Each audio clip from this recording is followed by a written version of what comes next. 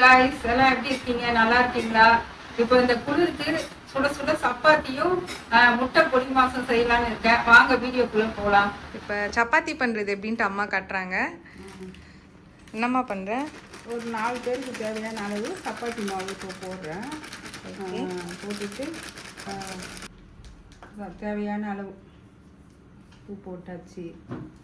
அது மாவு நல்லா கலக்கிட்டு ஒரு 2 ஸ்பூன் எண்ணெய். 2 ஸ்பூன் எண்ணெய். ஓகே. எந்த எண்ணெயாவது ஊற்றிக்கலாம். ஏதாவது எந்த எண்ணெயாவது மண்ணெண்ணெய் ஊற்றலாமா? கடலெண்ணெய். நீ என்ன எண்ணெய் ஊற்றுற? நான் ஊற்றுறது வந்து இது கடலெண்ணெய் தான் ஊற்றுறேன். வெது வெதுப்பான தண்ணி, அதான் கைக்கு போடுங்கிற அளவு தண்ணியை ஊற்றி ஃபுல்லாக அப்படியே பசங்க போட்டு நார்மல் வாட்டரா? Normal water. சப்பாத்திக்கு ரொம்ப மாவு ரொம்ப இதுவாக ஹார்டாக இருக்கக்கூடாது. கொஞ்சம் மிருதுவாக செய்யணும். தண்ணி கொஞ்சம் எக்ஸ்ட்ரா ஊற்றிக்கணும். தண்ணி கொஞ்சம் இதுவாக இருக்கணும். 10 நிமிஷம் மூடி வச்சிடலாம். வச்சுட்டு அதுக்கப்புறமா வந்து இந்த மாதிரி மாவு நல்லா இதுவாக இருக்கணும், சாஃப்டாக இருக்கணும். சப்பாத்திக்கு அப்போ தான் நல்லா இருக்கும், லேயராக வரும். மூடி வச்சுட்டு அதுக்கப்புறமா சப்பாத்தி செய்யலாம். கைஸ், எங்கள் அம்மா மற்றவங்க மேலே இருக்கிற கோவத்தெல்லாம் காமிக்க ஆரம்பிச்சிட்டாங்க. வெறிக்கொண்டு வேங்கையாக மாறிட்டு வராங்க. இது ஏன் மேலையா? ஏன் மேலே என்ன கோவம்? சப்பாத்தி செய்ய சொல்லிட்டேன்டா. இப்போ வந்து சப்பாத்தி இது பண்ணிவிட்டு ஃபுல்லாக ரவுண்ட் ஆக்கிட்டு அதுக்கப்புறம் மடிக்கணும். மடிச்சுட்டு அதை நாலாக மடிச்சுட்டு மறுபடியும் திரட்டி நம்ம செய்தோம்னா சப்பாத்தி நல்லாயிருக்கும். அப்படியா? ஆமாம்.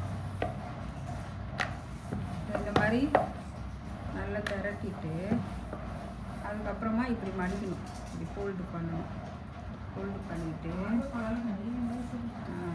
பெரிய வெங்காயம் அரைஞ்சிட்டியா? பரவாயில்ல, நல்லாயிருக்கும். இந்த மாதிரி பண்ணிவிட்டு அதுக்கப்புறமா அப்படியே திரட்ட வேண்டியதுதான். கைஸ், ரியலாகவே எங்கள் அம்மா செய்கிற சப்பாத்தி அவ்வளோ சாஃப்டாக இருக்கும்.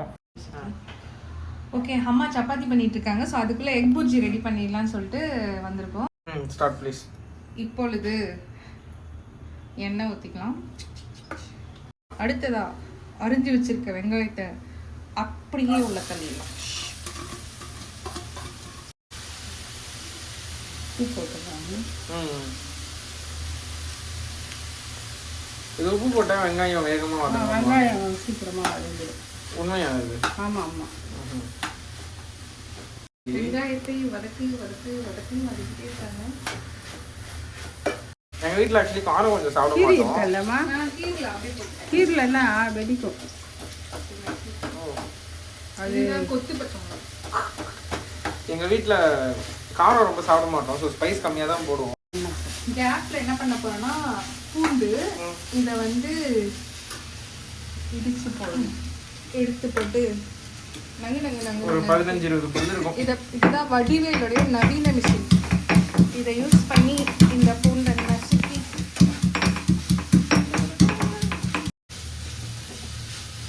நல்லா நசுக்கியாச்சா? நல்லா நசுக்கியாச்சு. ஓரளவு இருந்தால் பரவாயில்ல. இதை அப்படியே எடுத்து வெளில போட்டுடலாம். ஆமாம், இந்த பூண்டு தாங்க இதுக்கு இம்பார்ட்டண்ட்டு. தரமான டேஸ்ட்டு கொடுக்கும். டேஸ்ட்டு பார்க்கும்போது கொஞ்சம் சொரா புட்டு மாதிரியும் வரும். எக்ஸாக்டாக. இப்போ நீங்கள் சொரா புட்டுலாம் பிடிக்கும்னா இது அப்படியே அந்த சொரா புட்டு ஃப்ளேவர் தான் உங்களுக்கு வரும். தரமான டேஸ்ட்டில் இருக்கும். சப்பாத்திக்கு அப்படி ஒரு சைட் டிஷ்ஷுங்க. நான் அப்படி இருந்து போன கேப்பில் தக்காளியை கொட்டிட்டாங்க. இவ்வளோ வதங்கினா போதுமாம்மா வெங்காயம்? பரவாயில்ல.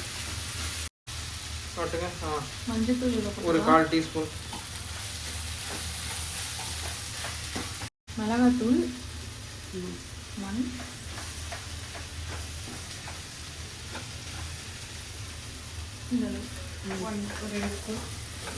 நாங்கள் 2 டீஸ்பூன் போடுறோம். நீங்கள் வந்து ஜாஸ்தியாக போட்டுக்கோங்க. நாங்கள் காரம் கம்மியாக சாப்பிடுவோம், அதனால கம்மியாக தான் நாங்கள் போட்டுப்போம். நீங்கள் கொஞ்சம் மனசு கேட்காது, எக்ஸ்ட்ரா போட்டுருவோம். அளவுக்கு ஏற்ற மாதிரி காரத்துக்கு ஏற்ற மாதிரி நீங்கள் போட்டுக்கோங்க. போட்டாங்க அம்மா, வெங்காயம் வதக்கும் போது போட்டாங்க. இன்னும் கூட கொஞ்சம் போடலாமா? போடுங்க. சால்ட் பே மாதிரி போடுங்க.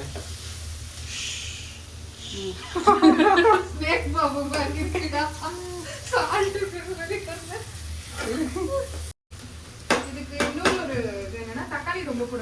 இருக்கு. ஓ. கொஞ்சமா தக்காளி போட்டா போதும். ஆனியன் தான் மெயினாக இருக்கும். மெயினாக ஆனியன். இப்போ வந்து 4 வெங்காயம் போடுறாங்கன்னா எவ்வளோ தக்காளி போடணும்? அதுக்கு ஒரு சின்ன தக்காளி ஒண்ணே இருந்தால் போதும். ஐயோ அவ்வளோ கம்மியாக போட்டாங்க. அவ்வளோ போதும். இது வதங்கிடுச்சு. அடுத்து முட்டையை உடச்சி ஊற்ற வேண்டியதுதான். கொஞ்சம் அதுக்குள்ளே தண்ணி ஊற்றிக்கலாம். இந்த மாதிரி இருக்கும் போதே நம்ம வந்து என்ன பண்ணிக்கலாம்னா காரம், அதுக்கப்புறம் உப்பு இதெல்லாம் கரெக்டாக இருக்கான்னு செக் பண்ணிக்கோங்க. நான் முட்டையை உடச்சி ஊற்றிட்டு அப்புறம் உடனே செக் பண்ண முடியாது. கைஸ் முட்டை என்ன உடச்சி எத்தனை வர சொல்லிட்டாங்க. இது வந்துட்டு மொத்தம் 7 முட்டை போடுறோம். இது வந்து ஒரு 5 பேர் சாப்பிட்ற அளவு. ஸோ முட்டை உடைப்போம். வாவ்,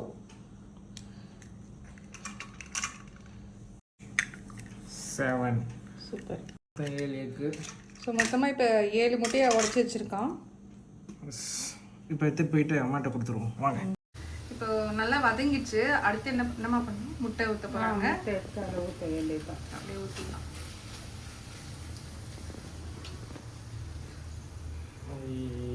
அழகாக இருக்குல்ல.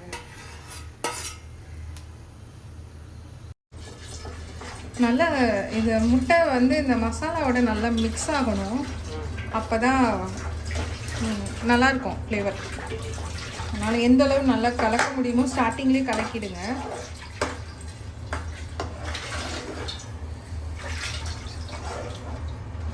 இப்போ கொஞ்சம் வெயிட் பண்ணால் அதுவே நல்லா குக்காய் வரும். அப்போ திரும்ப நம்ம கலக்கி விட வேண்டியதுதான். இந்த பக்கம் அடுத்து சுட சப்பாத்தி போடுறதுக்கு கல் ரெடி பண்ணியாச்சு. அதே மாதிரி முட்டை வந்து நீங்கள் ரொம்ப வதக்கிட்டே இருக்க வேணாம். ஓரளவுக்கு நல்லா குக் ஆகிட்ட பிறகு ஜூசினஸ் இருக்கும் போதே நம்ம இதை ஸ்டாப் பண்ணிக்கலாம். ஃபைனலாக கொத்தமல்லியை போட்டு இறக்கிட்டோன்னா சூடாக சப்பாத்திக்கு ஜில்லுன்னு இருக்க டைமில் வச்சு சாப்பிட்டோன்னா செம்மையாக இருக்கும். அப்படி தான் நாங்கள் சாப்பிட போகிறோம்.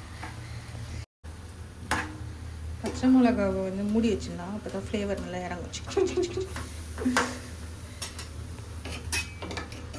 அம்மா இங்கே சப்பாத்தி போட போகிறாங்க. ரெடியில் திவ்யா? ஆல்மோஸ்ட் கொஞ்சம் நல்லாவே குக் ஆயிடுச்சு. அந்த புகை வருது தெரியுதா? செம்மையாக இருக்கு. இந்த பக்கம் எங்கள் அம்மா சப்பாத்தி செய்ய, இந்த பக்கம் அக்கா முட்டை பொடிமா செய்ய.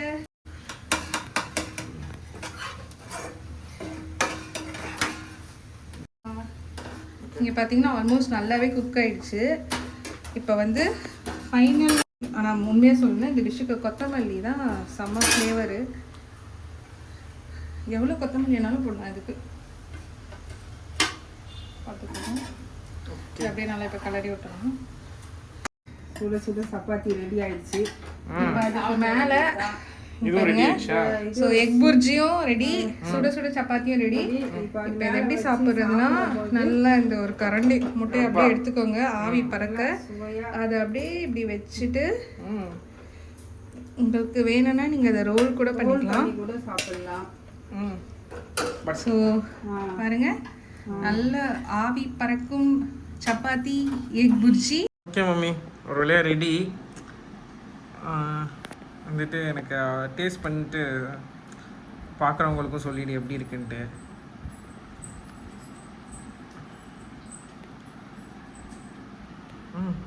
இன்னும் சூடாக இருக்கா? செம்ம டேஸ்ட்டாக இருக்குது சப்பாத்தி. நீங்களும் இதே மாதிரி செய்து சாப்பிட்டு பாருங்க. சாஃப்டாக இருக்கா? சாஃப்டாக இருக்குது. சரி, ஓகே ஓகே. எங்கள் அம்மா இன்னும் சப்பாத்தி சுடணுன்ற அவசரத்தில் இருக்காங்க. சரி ஓகே, பாய் சொல்லிடு மம்மி, எனக்கு பசிக்குது. இன்னொரு லாக்ல சந்திப்போம். Bye bye. Bye by.